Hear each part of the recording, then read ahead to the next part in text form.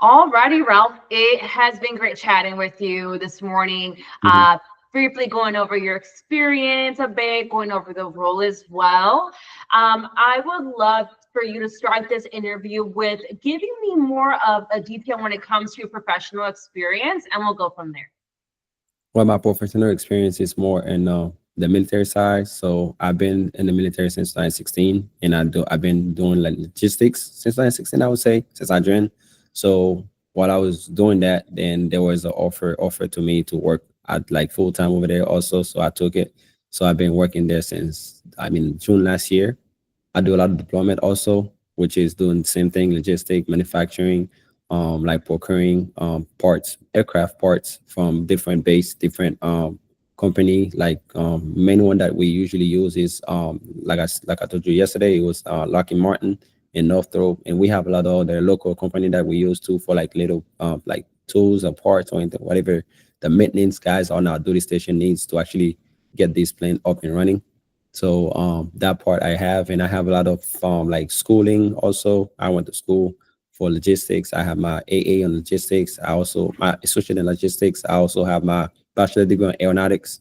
And I also have my master's on cybersecurity. So I kind of know a little bit of everything that come to aircraft when it comes to like manufacturing the parts, how to procuring, how to budgeting whatever our budget is for whatever part that we're trying to order, or like whatever manufacturer that we're trying to get that part in or out of, to make sure like we don't go over it, and how to procuring different assets from different area around the world, actually, because we have different bases all over the place.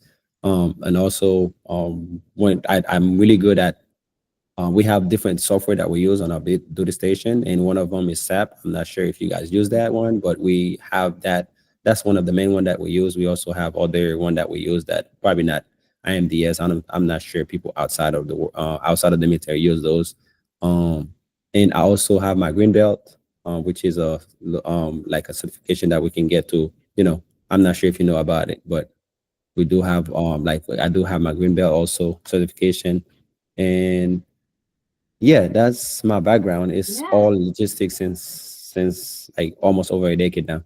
That sounds amazing. Now, you missed out on something important, right? You missed out on seeing where you're currently working at, which is it's a Oh, super cool gig. But you're leaving that role because of the actual location, right? So you're yeah. driving over, 2 hours on a This daily yeah. basis because of traffic. But tell me, where are you working at currently? Which Well, right now I work at 45th Logistics at Patrick Space Force Base. We doing the same thing that I do on the military side, which is I'm reservist, so I go one weekend of the month. But I do this full times where I'm procuring parts for the aircraft, because they do have aircraft there full times, and they do have helicopters there. They also fly all over the place, so they need these.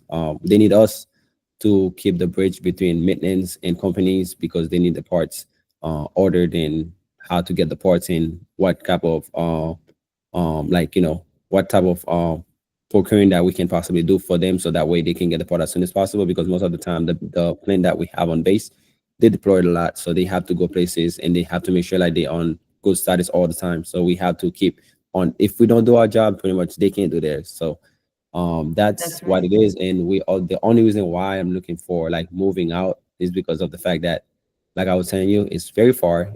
So my drive every day is like over 3 hours, like back and forth pretty much. Yeah. So I go to work, come back home. I don't really have a life, but I do have a family that I would like to hang out with, and I can't. So I'm just trying to look for something closer where I'm still doing the same thing that I do on base, which is procuring and assets, and purchasing and logistics pretty much as a whole.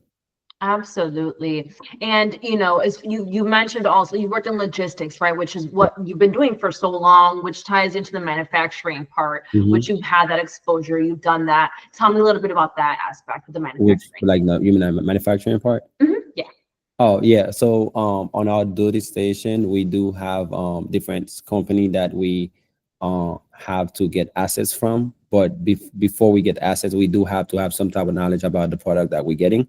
So that's when it come to hands, like when we're working hands to hands with the maintenance guys that work on the aircraft out there, to know like, okay, this is the part you need, but we actually have some type of knowledge about the part, so that way when we get it, we don't get something like they're not aware of, or it's not close to what they wanted. Because there's different, the parts can be the same, but something in that part can be like slightly different. It can't be used.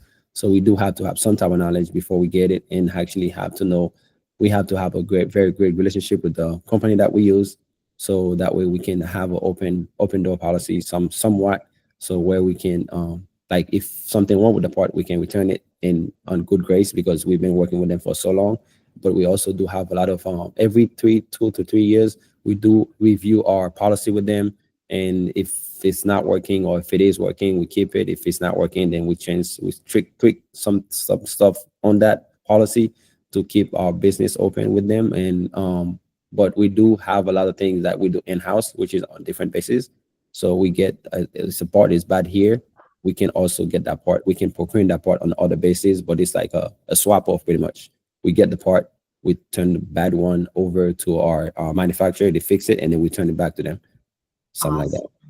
Well, that was detailed. I appreciate that information. Mhm. Really highlights your expertise when it comes to procurement and the processes that you've done.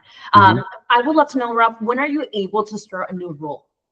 Well, I already had talked to my supervisors on base. Mhm. They know my situation at the moment, because I have been talking about this for some times now. But they finally put in like, okay, let me just put my 2 weeks.